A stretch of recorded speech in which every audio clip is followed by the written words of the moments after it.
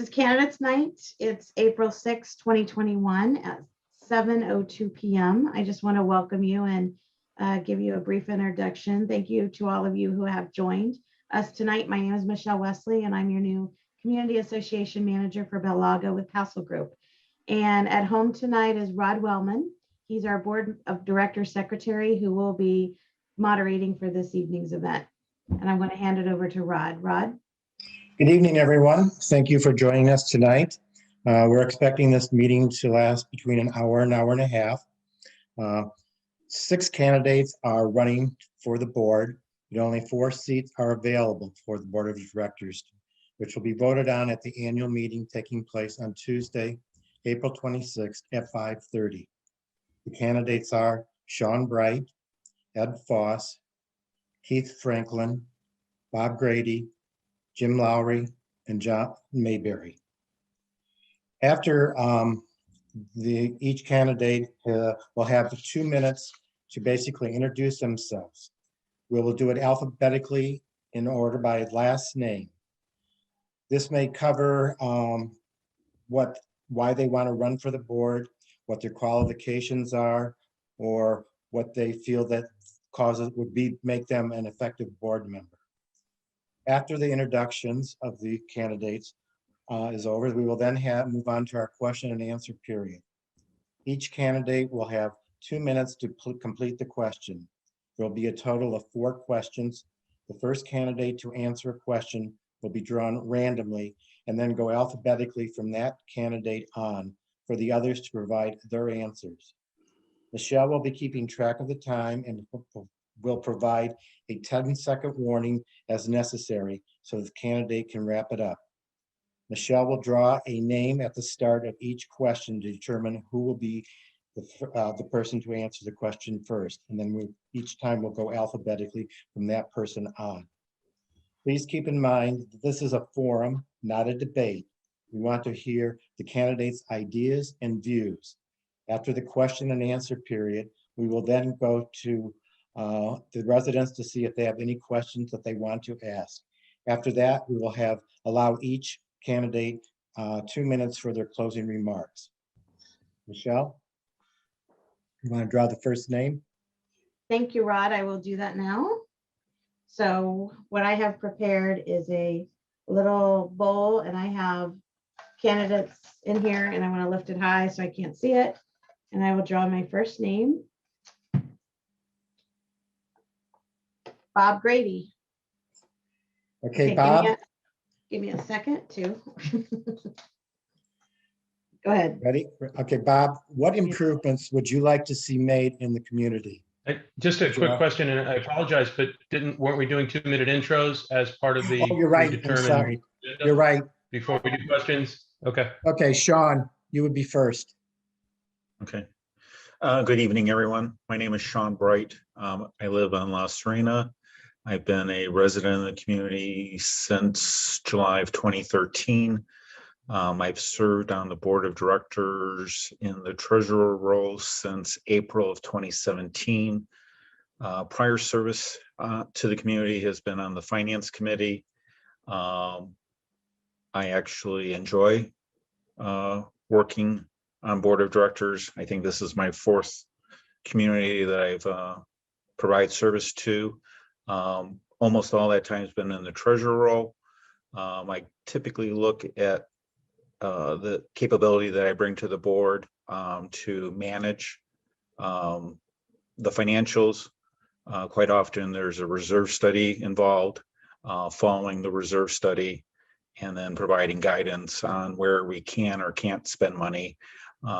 Typically, I look at myself more of a gatekeeper versus a proponent of let's spend here, let's spend there, let's do stuff like that. Most often than not, other board members are bringing requests in front of the board in which we have discussions and then determining where funding's at. I would welcome the opportunity to run for another 2 years, and I will defer.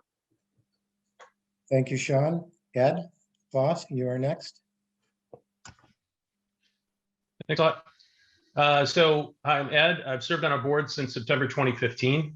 Throughout the last 6 years, our community has faced many challenges, including the landscape referendum, multi-court edition, Comcast negotiations, Irma, and most recently COVID-19.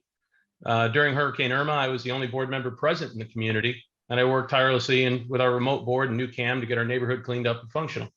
I've helped clear roads, drove residents through the flood. Further, I assisted with generator problems and offered hospitality to those who didn't have them. This last year, COVID put a new spin on everything. The virus added confusion driven by 4 of our legacy board members resigning. Well, that compounded that shutdown. The incoming board struggled to consent. We finally voted to open up the clubhouse in October, but our residents learned an unmanaged HVAC system. Well, it led to a mold problem, which lasted until just March. I'd like to mention my commitment to being transparent and following all required processes and procedures. As our board's most tenured member, I've never seen so many private email decisions. This year has set unflattering records in unpublicized communications. I don't support taking action without a legally binding vote based on simple email consensus. Florida 720 outlawed email voting in 2018, yet in 2021, our landscape contract renewal almost was executed based on an email consensus.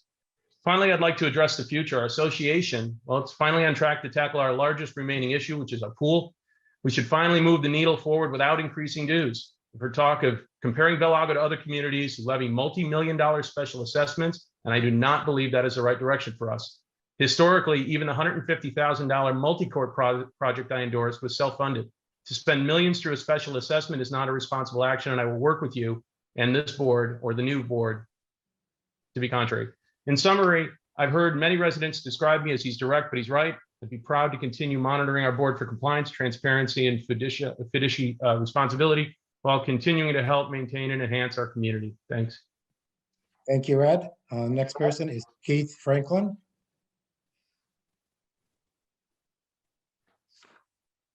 Hi, everybody. My name is Keith Franklin. I'm the new guy here. A lot of other people here, most of them got prior experience, and I'm the new one. So I spent 35 years as a park director. I have built and managed, funded, ran budgets, and for almost every type of facility or amenity we have here, plus many, many others.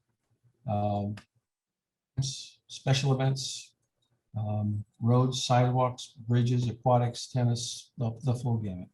So I spent my lifetime doing basically managing what amenities we have right here.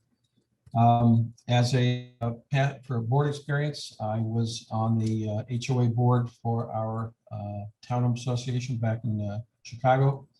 I was on that for 6 years, president for 5.5. We went through a very extreme improvement program, which the community was about 15 years old or so, and the landscaping was starting to get into a retrograde situation. So we had to come back and do. We managed through that. I was off the board from 2011 until 2018. We had a bad, unfortunate experience, and we brought together some of the old people that have been on board for a while. I was one of them. I was president for that next year to resolve some of the issues that were out there. They're all resolved, back in proper working order now, and everything is fine. So I am what I am, retired park director, and this is what I've done for most of my life. Thanks. Thank you, Keith. Bob Grady, you're next. I think there we go. Okay, I'm Bob Grady. Am I on the thing? Right. Yes. Okay, all right. And I've lived on Madalena Circle for 10 years with my wife, Anita Cody. She's the one who creates the entrance signboards. We chose Bellagio for its great location, friendly residents, and multiple amenities. Whether you're retired or raising a family, it's a wonderful place to live. I served on the Pelican Sound Board where we lived previously for multiple terms, and I've served on the Bellagio board for 2 terms, 4 years. I was Secretary of Communications Liaison and worked actively with Jim Lowry to help convey to the town council our need for lighting on Estero Parkway. I think that's really the reason we went to so many meetings. When I lived in New Jersey, I also was active on community boards such as Board of Education for 9 years, Board of Adjustment Planning Board, and I was frequently president. My background is in educational administration, and I finished my 41-year career as superintendent of schools in Livingston after being high school principal for 12 years. This year, I have continued to contribute by serving with Bill Barrett on the Estero Council of Community Leaders, a vital group for information in regard to issues which affect the 44 residential developments in Estero. I seek your vote to return me to the board of directors, where I believe my skill set, as I've demonstrated in the past, can help identify needs, seek diverse input, and help generate solutions which are fiscally responsible yet practical. Thank you. Thank you, Bob. Next, Jim Lowry. Hi, everyone. Can you hear me? Yes. Okay, great. Thanks for the opportunity to speak with you tonight. My wife, Sharon, and I moved to the Bel Lago community in 2013. I was previously on board for 4 years, having left the board this last term. I decided to throw my hat back in the ring again this time, given that there were 4 openings, and I like to see the community continue to move forward in a positive way, which it has been.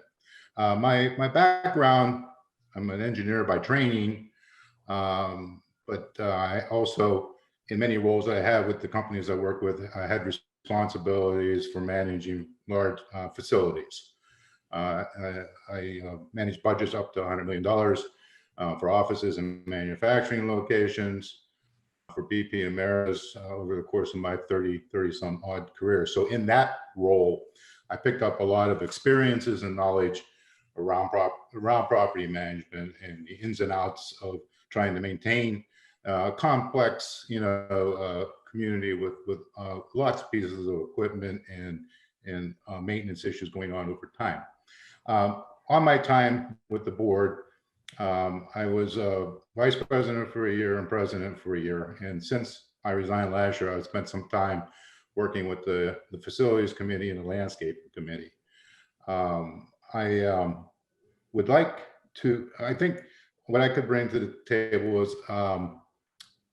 is the sense that we need to do what our residents want done. It's not just about the board trying to make decisions. We cannot do that in our own little microcosm. We have to understand what the community wants. We have to be constantly reaching out to get input from the community in terms of what the majority of the people really want to see as a direction. Obviously, the board ultimately has the responsibility to make the right decisions, but I think we really need to really pull the community thinking into the process. Thank you, Jim. Yeah. Just go ahead and wrap it up. Real that- quick, 10 seconds. 10 seconds. No, I'll pass. That's fine. Didn't realize I was talking so long. Thank you, Jim. Next, we have John Mayberry. Hi, this is John Mayberry. I'm new to this candidate election tonight. I'd like to do a little bit about my background, since many of you do not know me. I've been here in Bel Lago since 2010. Been a member over at the Estero Country Club since 2013. Somehow that's important here. I have been successful in business. I was 43 years in the reinsurance business as a partner and former executive vice president, both in San Francisco and New York. I am focused on the property, the security, and the lifestyle issues that impact every resident in this community of Bel Lago. And I need your vote to be part of the solution, to question the management of the community and plan for the future. Working together, we can make owning and living in Bel Lago enjoyable, safe, and affordable. And I welcome any questions anyone might have regarding that. As my experience for the board, I'm currently the secretary and set on 2 terms on the board of directors at the Tides at Pelican Landing. It's a owner condo complex over off Bonita Beach Road. I'm sorry, off Bonita Beach. I've been responsible for our new painting projects, over $3 million for painting.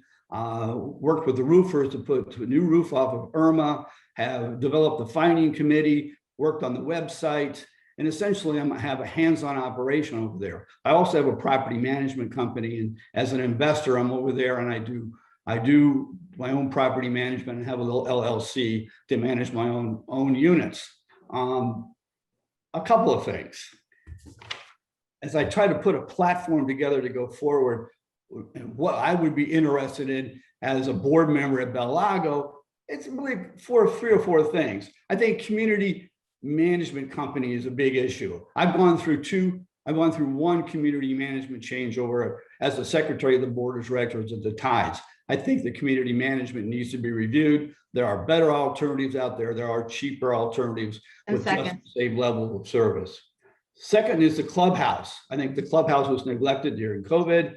I think we need to talk about whether remodeling is the right way to go. Landscaping, I would like to see quarterly, or I would like to Thank see. you, John. Time's up. Am I Sorry. done? Yeah, sorry. I'm sorry. Okay, But you'll get more time to talk, if you want to go to your closing. that was a quick 2 add that minutes. to Thank closing. you. Okay, well, thank you. Now we're going to go to our question and answers period. Michelle's already drawn the first name, and that's Bob Grady. And the first question for Bob is, what improvements would you like to see made in the community? Okay, you got it now? Yes, Okay. There are many things we can do, but I think based on the survey, which was conducted more than a year ago, there was agreement by the respondents that the number one priority was the front entrance. Now that Estero Parkway is completed, it's time to investigate how to improve our appearance of our signage, landscaping, without at the same time increasing too much annual maintenance of those improvements. But that should be number one. Number two, the community pool. Although expenditures are now being devoted to the pool, the extensive repairs may well identify other things that will necessitate additional funding. That should be a priority. Thirdly, clubhouse renovation. This improvement can be addressed with a minimal budget that is an upgrade in the social room, floor, furniture, drapes, that sort of thing. Or it can be looked at as a bigger project, a larger project, with a reconfiguration of the kitchen, library, billiards room to accommodate larger number of residents at social events. I'm frequently concerned at social events that the maximum number we can have in the room is only 75. And yet we have a community of 447 houses. We really need to do something about the clubhouse. At any rate, those are my suggestions for improvement. thank you. The next person will be Jim Lowry. Same question. Okay. Also referring back to over a year ago, when we did do a poll of the community and pull together the committee chairs to take a look at what improvements should be considered. I agree with Bob that, some things that need to be looked at are the front entranceway and the monuments out there, the clubhouse, in terms of what can we do and maybe rearranging it to maybe create more fitness room, more fitness center room, and updating and remodeling some of the areas, especially like the bathrooms and things that are kind of out of date. However, we can only do any of this within the context of what we can afford and what people are really willing to spend. So I think at this point, what we need is we do need to take a look at a long-term plan that kind of considers what might happen over the next 5 to 7 years and how we could lay that out financially to make sense for the community, because people don't have unlimited resources to be able to always invest in improvements. We must maintain improvements or enhancements, and we can only do what we can afford and what people want to have done. Thank you, Jim. Next, we'll hear from John Mayberry. There it is. Can you hear me? Now we can. All right, 3 quick things. I'd like to see strict home rental clearance and approval criteria with procedures that include background checks prior to having a rental unit, having a home occupied by a rental with final approval by the board of directors. I would like to see us delete the daytime security gate out front, have the gates open and put the security gates down with the guard when we have at night when security is needed, has a ramification of saving dollars on terms of a manpower up there. And I'd like to see a reduction in overall HO staff and security staff, which is part of the gates. Thank you, John. Sean Bright will be next. Our reality is we are an aging community. At many board meetings over the last 4 years, and I'm sure even prior to me joining, the board will normally struggle with our aging infrastructure. Currently, the two big things facing the community are the pool. That project is finally underway, primarily driven by the facilities committee. For many months, we were talking about how to deal with it, how large of a problem was it, and finally, through their efforts, a solution path was founded. Based on the solution path, we were able to provide funding that existed.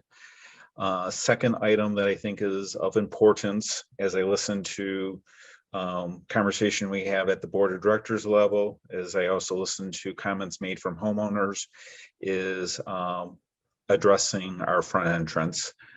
There's probably two items to be looked at. One is taking care of prior replacement of sod because of the impact to our watering infrastructure as Estero was doing their improvements. And the other item to be done out front to look at least is to see if we can make any improvements in regards to our fountain structure and or signage that exists out there. It represents first impressions of the community. Quite often people say it looks okay, but when they see our neighbors up and down Estero, Bonita Springs, Naples, it appears that we could do better. And we are continuing to talk about options that we can explore in regards to making possible improvements in that area. Those are the two things I think are the most important, and I'll stop there. Thank you, Sean. Ed Foster's next. Yeah, so just generally speaking, looking at some of the surveys that were mentioned, the average response to our surveys is less than 50%. It's usually in the 40 percentile. So when we think of what people have said, those are what the vocal people have said, not necessarily what I believe. Specific to what I think we should do going forward, we took down equipment in our parks. We had parks that had rusted and dangerous equipment, and we should clean them up. But you know what we shouldn't do? Leave them empty. We should address those spaces because our residents moved in here. And while the population here is primarily, of a particular age, what I've seen in COVID is a lot more younger families look to move in here, and there's not a lot of options for them. So while I represented, the swing vote and pickleball and multi-court, I could see expanding those sorts of amenities. I could see putting in outdoor exercise equipment and addressing the parks and putting additional places where kids can play basketball. I would also look at, of course, improving and enhancing the pool facilities to do things like maybe a barbecue or maybe things of that nature, so we could address the fact that we do have 447 resident homes in here and a lot more people than the 77 can hold in the clubhouse. What I wouldn't do is cut corners. I wouldn't just simply try and bring in used equipment from somewhere like the Estero Country Club to put it in our clubhouse because it's used but nicer than ours is, which is something that is being considered by folks I've talked to. And the most important thing is I wouldn't go spend $2 million in a special assessment like is being discussed by some of the board members I've talked to, simply because other communities are doing it. And we have so much backlog that if we didn't do a $2 million assessment, we would fall behind. And we've got to do that front entrance because, boy, it just looks horrible. So that's where I'm at. Thanks. Thank you, Ed. Next will be Keith Franklin.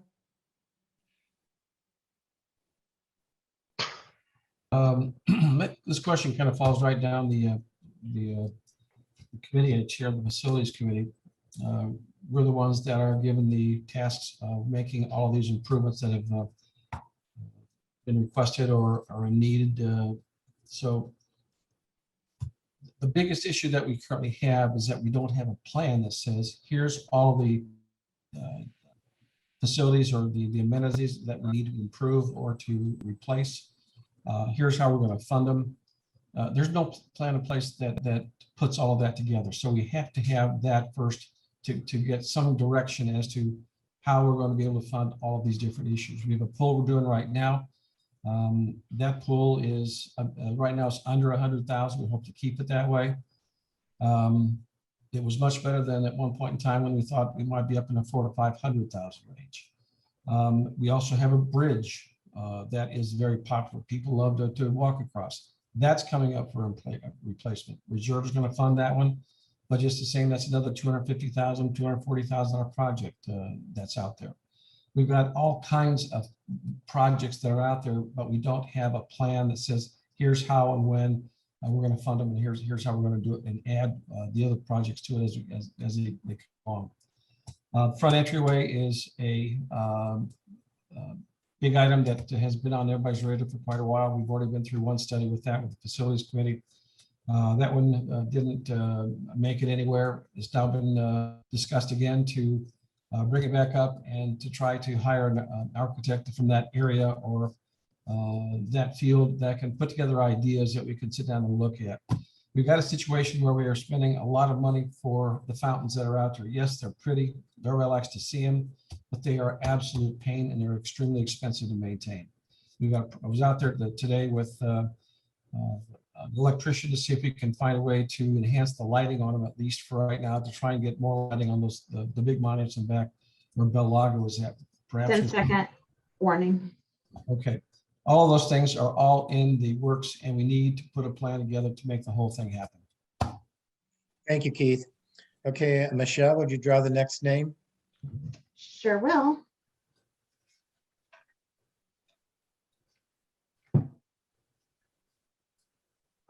John Mayberry. Okay, John, the question is, what's your vision for the community? How would you go about achieving this during your term in office? Can you hear me? I can hear you, John. I Can you think, hear me? yes. What my vision for the community would be is to put together a long-term comprehensive program that's affordable, that addresses all the community concerns, such as front gate, fountains, things in parks, but have a plan put in place. But make that plan be realistic and answer to the needs of the residents of Bell Lago, not the needs and the wants of the board of directors. Okay, thank you, Very John. simple. Art, are you through or? It's very simple. Okay. Thank you, John. Next will be Sean, right?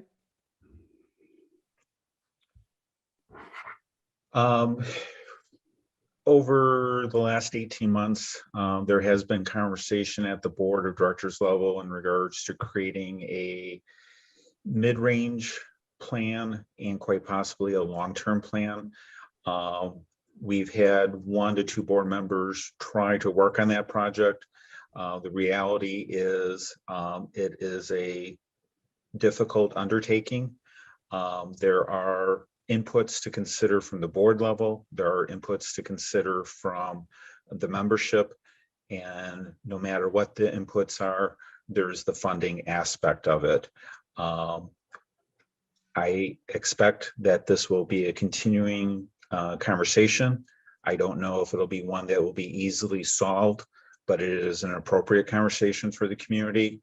One thing that we rely on, which is a good thing, is our reserve study funding plan. That is the basis for us to not only maintain what we have going forward, but we also take into account items that we perceive coming up in the future. Having that tie into either mid-range plan and or a long-range plan will be necessary because at the end of the day, funding will be required, and it's how the funding will be handled, either from a short-term dues increase assessment or longer-term funding from a reserve aspect. Thank you. Thank you, Sean. Next will be Ed Foss. Okay, can you hear me? Yes. Okay, so as far as the vision, I mean, I don't think we're really that far terribly off. I think there's always rooms to improve. But things that definitely could improve: proper management and oversight of things like our largest contract, landscape. I think we lost an opportunity to actually count heads and verify the people in the contracts that we had already executed.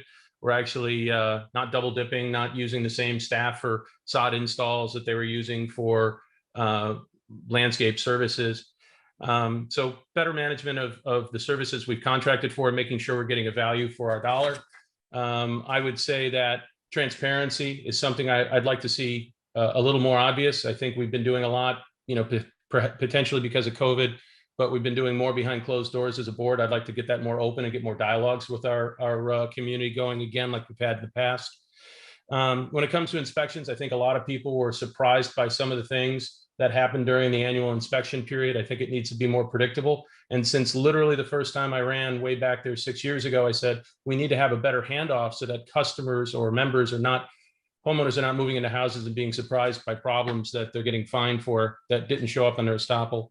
And the last thing, I'll say it again, kids and families, I don't think we have enough for them, but I think they're coming here. And we need to take that seriously and not just focus on, removal of something like our waterfalls in the front. There are other ways to enhance it. I, as a matter of fact, seem to think personally that the water out front, well, it's an amenity. And if we wanted to remove it, it would take a lot more community action in the form of 2/3 to make that occur.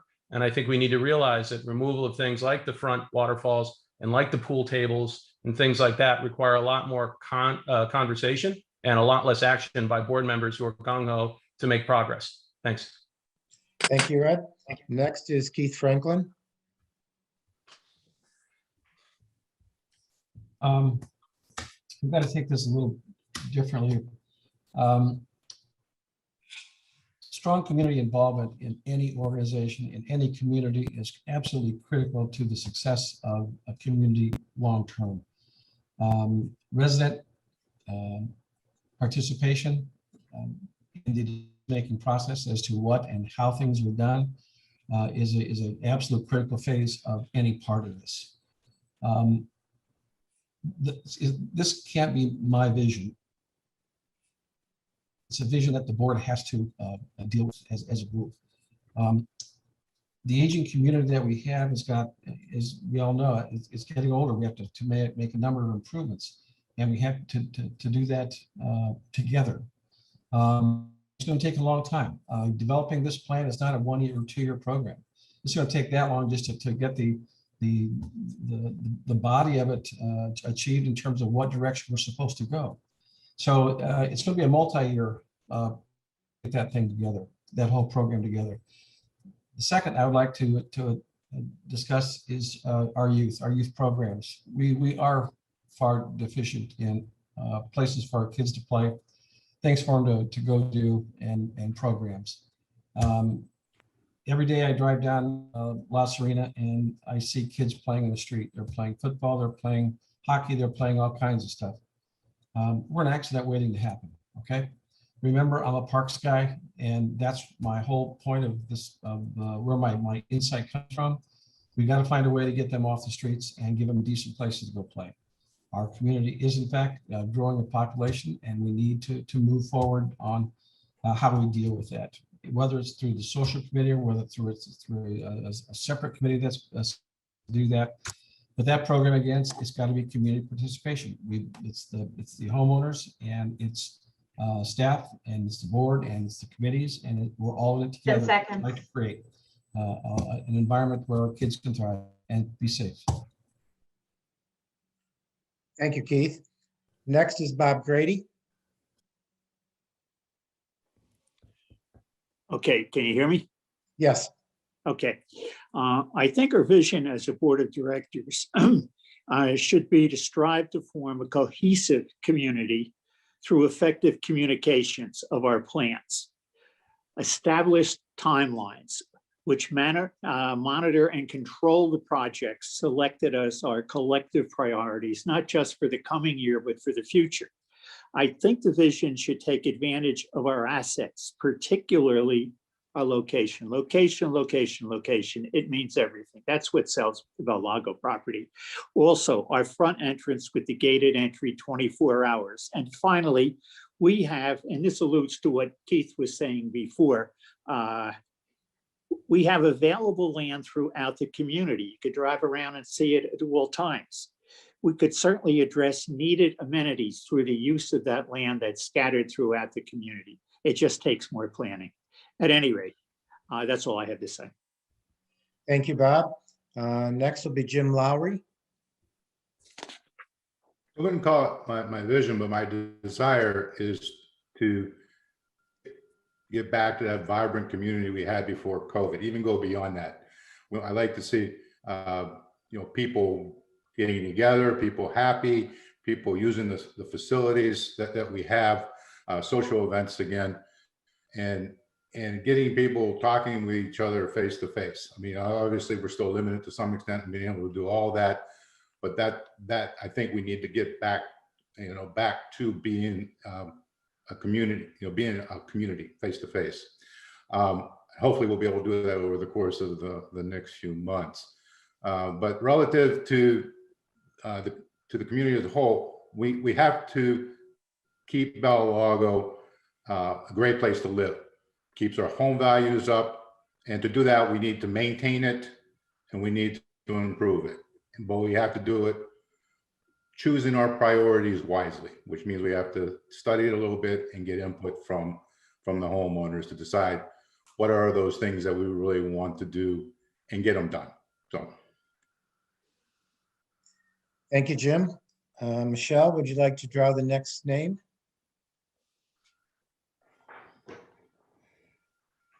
Yes, here we go.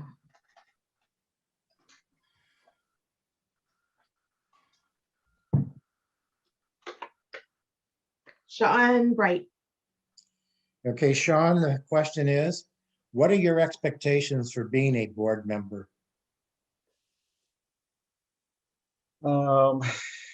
So given the number of years that I've served, not only our community here, but other communities, it is often a thankless job. Sometimes people will participate just strictly for the sense of contribution to the community. Once in a great while, we'll have people participate with a more narrowed focus, whether it's self-serving or not, but unfortunately that does happen from time to time. What I would ask of my fellow board members currently working in the future, as well as the homeowners, push people forward to serve the community who are able to collaborate, work together, not be disruptive, and at the end of the day, be able to have the community in a better place than what it currently is. We all serve from a volunteer basis. We will not always agree on what should be done or how things get done, but we do not get any value when one or more board members are disruptive. And that would be my expectations for future boards here at Bella Lago. Thank you, Sean. Next, Ed Foss. Yeah, I think that, and we've seen this in the 6 years, or most of those 6 years that I've been here, that we've always found a way forward. As a matter of fact, I think I can count on one hand the number of times prior to recent times where votes weren't nearly always unanimous by the time we worked through from motion to action. So I expect to be a leader by example. I expect to be motivational, but what I don't expect a board member to be is complacent and to misconstrue responsibility and transparency for disruption. I think that we've got examples of folks who could use a bit more experience, and I think the folks that we're talking to today have that experience. But I think that there was some leadership that, unfortunately, in my opinion, did lead to some disruptions during COVID, and things, for example, that really do. And I know when Sean said what he said, that he's talking about me, things that stick in my craw, actions by a board that say to do something, for example, open this clubhouse in October, that are not acted on until March. I think that's disruptive and problematic, and something that someone, including myself, if no one else speaks up, needs to call to action. So I see my expectation being, as Sean said, somewhat thankless. I'm kind of at some points considered a distraction, but at the same time, somebody's got to say it. And if that person is me, then that person is me. Thanks. Thank you, Ed. Next, Franklin.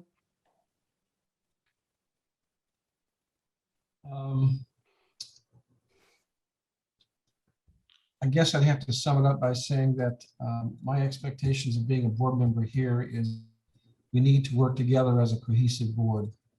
one that does its homework, but at the same time has support from the community through their participation in the process,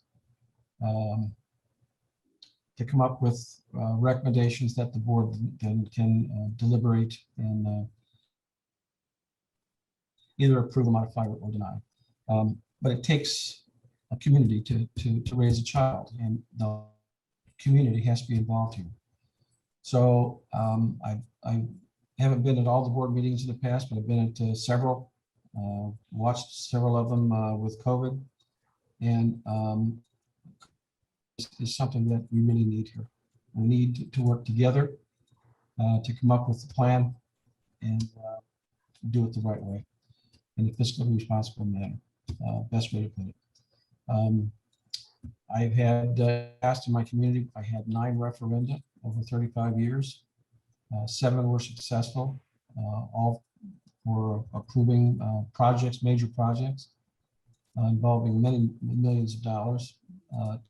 Not pass. I was mute in both of those because they weren't things that really affected us in terms of how the process went. But every one of those 7 dealt with strong community input to the process. We were in the neighborhoods talking to people about what they want to do, how they want to do it, how it's going to affect them, and how we translate that into a successful facility or a successful process. So I personally will see, expect to see more community involvement in what we do and how we do it, because the board's job is to do what the residents expect you to do. And we have to find out what they expect us to do and then do it. And not sit back and complain about anything or grouse about whatever. So that's our job. Let's just do our job. Thank you, Keith. Next, Bob Grady. I believe to be an effective board member, my expectations are, number one, to attend all board meetings within reason. I think I only missed 1 meeting in 4 years. I think an effective board member should be knowledgeable about community documents, the bylaws and the regulations. I think an effective board member should attend committee meetings for which they serve as liaison to the full board. I think an effective board member should work collaboratively with all board members and the CAM. I think an effective board member should listen to residents and direct their concerns to the proper personnel.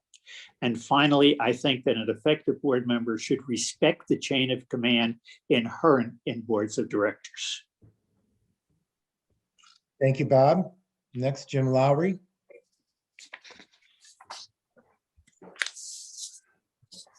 Couldn't hit the mute button there for a second. Okay, I'll keep this one pretty simple.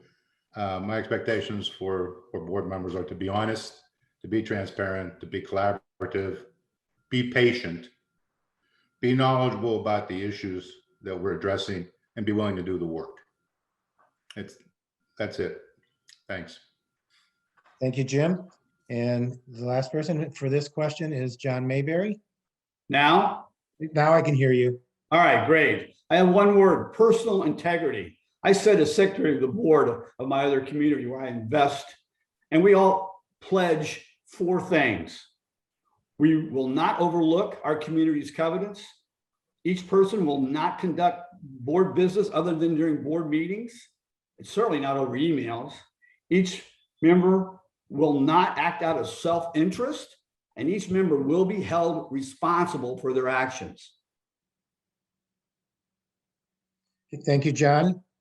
Okay, Michelle, would you draw the next name for the last question? Sure thing. We have 3 names left.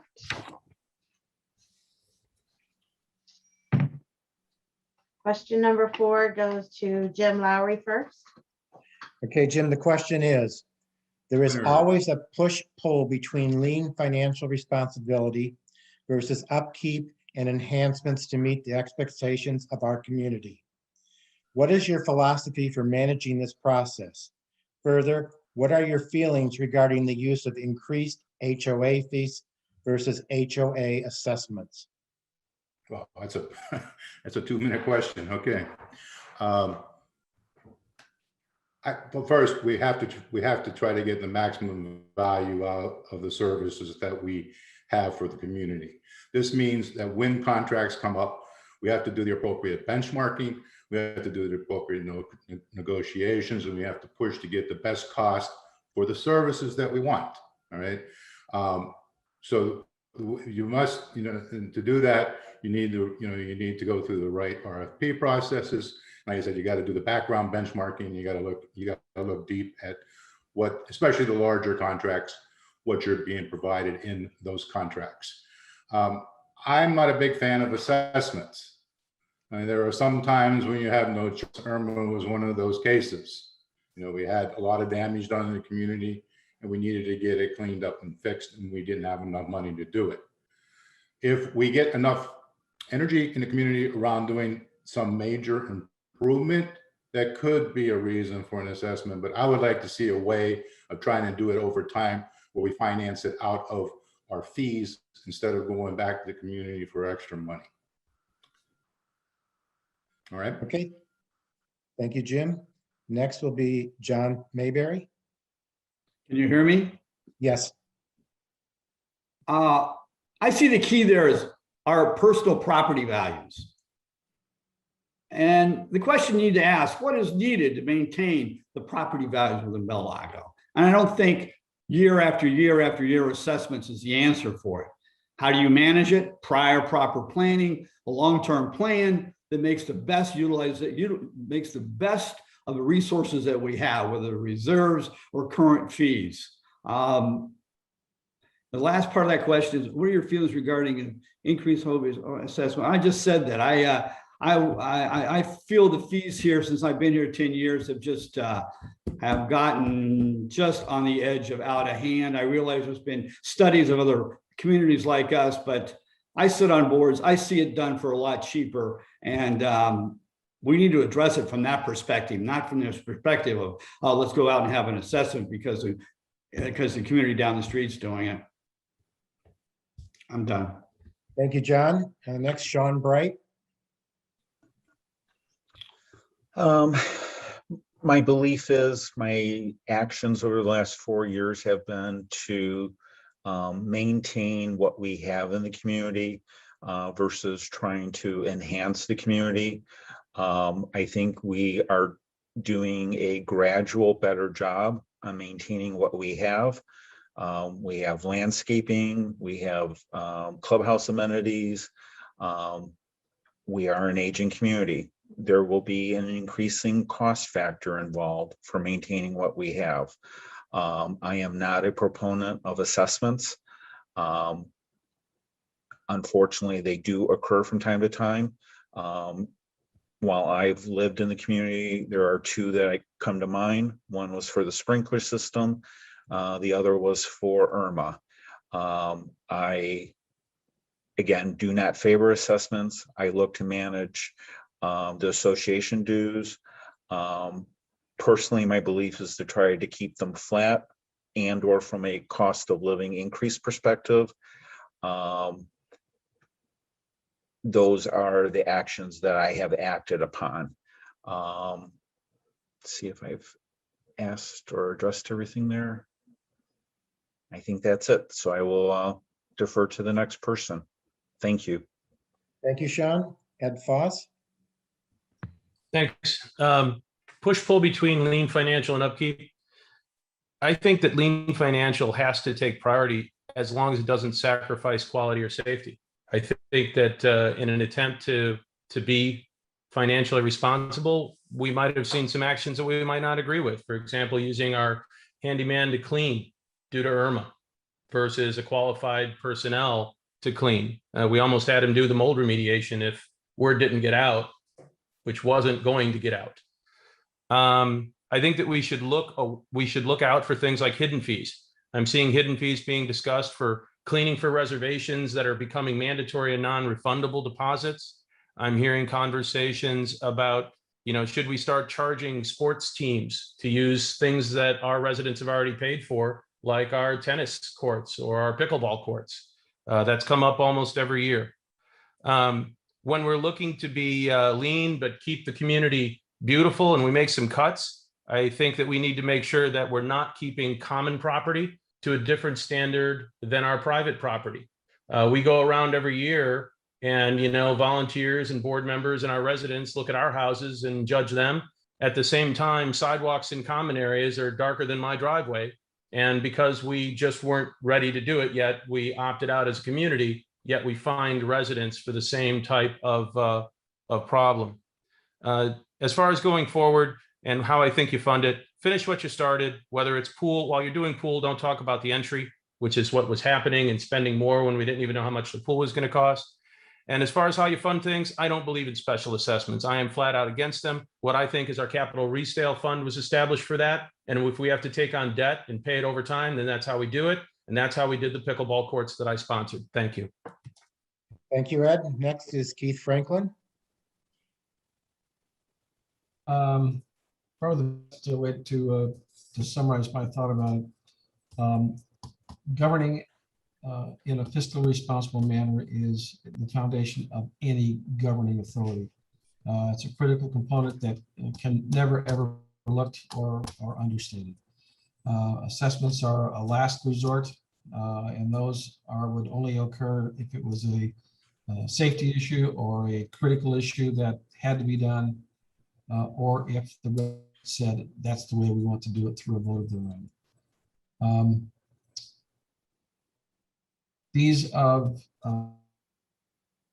what it costs to do business, to maintain everything we have, it's been studied for a long time. To find out the best way to fund all of the upkeep that it takes to keep this place going, to support property values is the most important part we have to understand. Property values is a huge part of all of our investments in this community. We want to keep it lush. We want to keep it good looking. We want to keep it the same way that hopefully we found it when we first moved in here. I've been here since 2014, and I've always found it to be pretty much a really nice place to live. We've got good people. I love walking down the street, and almost every face you see is a smiling face, want to say hi. So happy community, we got to keep them happy, and that means we can't drill them with expenses for doing all kinds of things that we don't even necessarily have to be doing. It's got to be done by process where they're part of the process. Thank you, Keith. Next, Bob Grady. Can you hear me now? Yes, now we can hear you. Okay. Did you hear when I started? No. Okay, all right, I'll start again. I'm talking about the budget process being a crucial tool in planning and execution of short and long-term projects. I'm a fiscal conservative. I've been saving since I was 12 years old. However, I'm not short-sighted about items that need to be remediated as well as those that are envisioned. Money collected over time, especially in regard to reserves, is also key to what can be accomplished. HOA fees increase on a yearly basis due to rising costs of utilities, salaries, insurance, etc. Prior boards have sought savings through renegotiation with services. Jim Lowry spearheaded a very successful reduction of fees and increase of services in 2019, which most of us remember. Assessments at times, and I'm opposed to assessments also, are necessary for things like Hurricane Irma, although ours was minimal in comparison with other developments. My initiative, if elected, is to work on increasing the capital resale fee. To me, it is found money. It's very difficult, we all accept that, to get the needed percentage of homeowner approval to change our bylaws in regard to calculating capital resale. Currently, ours is $1,272 as of April the 1st. You can only increase at 5% per year. When we sold our home in Pelican Sound in 2011, the capital resale fee there was $5,000. This is definitely something we could look into. At any rate, those are my thoughts. Thank you, Bob. Okay, now we're going to take questions from any resident. And we ask that the resident give their name and address and the person that they want to ask the question to. It was pretty thorough, the questions were, so maybe we're good. Okay. We probably move to closing statements. Okay, we're going to start with the closing statements. Each person will have a minute to give their closing statements. We're going to go in reverse alphabetical order. So we will start with John Mayberry. Can you hear me? Yes, we can. A quick closing statement. I'll just simply say what I put out in my little CV. I volunteer where I live and invest to make my home and my investment properties great again. I need your vote to be a part of the solution to the questions of management and the management of the community and planning for the future. Working together, we can make owning and living in Bel Lago enjoyable, safe, and affordable. Vote Mayberry. Thank you. Thank you, John. Next, it'll be Jim Lowry. I think the best predictor of a person's future behavior is to look at their past behavior. I spent 4 years in contributing to a Bel Lago board, between 14 and 19. I think you can look at what I did then, and you'll probably get a lot of the same going forward. So I'm a known entity, so I just say, if you like what I did before, vote for me this time. Thank you, Jim. Next, Bob Grady. I want to make sure, yeah, okay, I'm on this time, right? Yes, Okay. I hear you. All right. I've served Bel Lago in the past, and I've tried to do my best, and I will do the same if you see fit to elect me once again. I'm a team player, good listener, but I never suffer in silence, as my friends will attest. You always know where I stand on an issue. At board meetings, I come prepared and contribute to the smooth running of a meeting. We have put together a good team who will work together with the current directors for the betterment of Bel Lago and its residents. Please vote to elect Sean, Keith, Jim, and Bob. But whatever you do, make sure you vote. Thank you very much. Thank you, Bob. Next is Keith Franklin. I served on various committees since we first moved here, my wife and I. I was on the finance committee with Sean for a year or two. Don't remember exactly how long that was. Covenants committee for quite a while, did the inspections of the homes for a couple of years. And then finally on the finance or the facilities committee for 4 years, trying to put parts and pieces back together in some type of an organized manner. I have spent 35 years taking care of the different amenities that we have here, both in creation, in maintenance, and in funding, how they are to be run after that. So I've got give to the community to try and hopefully do things in an organized manner. I'd welcome the opportunity to be able to serve on the board, and I thank you for your time. Thank you, Keith. Next, Ed Foss. Sure. Like I said, I started volunteering here about a month after I moved in and was appointed to the board because we had a $400,000 special assessment for irrigation problems that we inherited during the handover.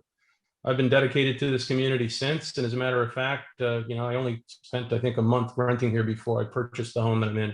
I happen to be next to John, know all these folks and have served with them. And as a matter of fact, as contrary to popular belief, I voted in favor of almost everything that they supported. And I don't disagree with those decisions today that I made then. But what I haven't seen and that I don't like is the fact that in the last COVID years, we've gone away from transparency and we've taken people who challenge that, like myself, and considered them disruptive. I'm not disruptive. I think you all need a say.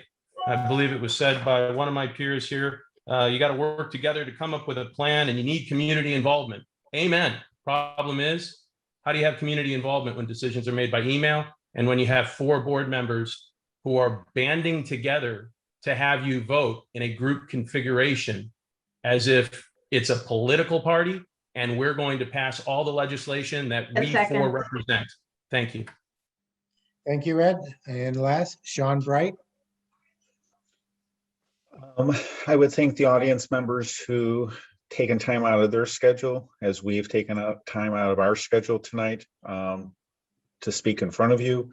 I would hope your interest in the community would continue by either attending and participating at board meetings and quite possibly at the committee level. It is a challenge that we face, not only getting good people at the board level, but we also face the challenge on having people participate at the committee level. I think my views, my participation, my service to the community is fairly transparent. If you did not know me prior to the meeting today, I hope you had a little bit of better understanding on who I am and what I try to do for the community. I would welcome the opportunity to continue my service. I would welcome the opportunity to work with board members to continue to accomplish things that need to be done here for Bel Lago. Thank you. Thank you, Sean. And I'd like to thank everyone for participating tonight in the Meet the Candidates event. And to remind you, if you've not registered yet for the e-voting, Friday is the registration deadline at 5 p.m. Eastern Standard Time. There is a drop box located outside the door of the office in the clubhouse. And also for your convenience, you can also drop it off at the gatehouse, but only through Friday at 5 o'clock. That's April 9th. After April 12th, if you have not received a welcome email to set you up for your password, you should contact the office immediately. And for paper ballots, proxies, and certificates, these may be dropped off at the guardhouse or the office drop box at the clubhouse. They may also be mailed, but if you mail it, remember it takes time, so mail early. They have to be received by April 26th by 5 p.m. So make sure you get your ballots in early so that they will count. And again, thank you all for joining us and have a good evening.